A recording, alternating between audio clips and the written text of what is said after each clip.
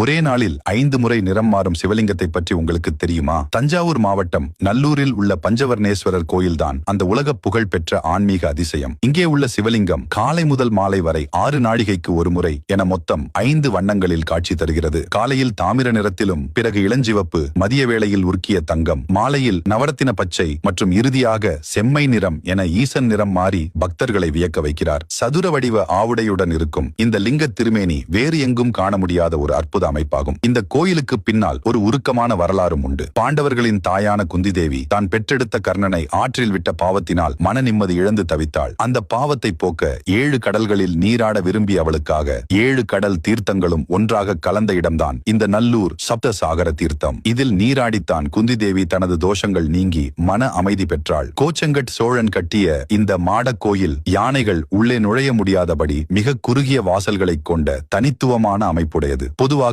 பெருமாள் கோயில்களில் மட்டுமே காணப்படும் சடாரி ஆசி வழங்கும் முறை இந்த சிவன் கோயிலில் இன்றும் கடைபிடிக்கப்படுவது ஒரு மிகப்பெரிய ஆன்மீக ரகசியமாகும். உங்கள் தீராத பாவங்கள் நீங்கி மன நிம்மதி கிடைக்க இந்த அதிசய கோயிலுக்கு ஒரு முறை சென்று வாருங்கள். உங்களுக்கு சிவபெருமான் பிடிக்கும் என்றால் ஓம் நமச்சிவாய் என்று கமெண்ட் செய்து நமது சேனலை ஒரு சப்ஸ்கிரைப் செய்து கொள்ளுங்கள்.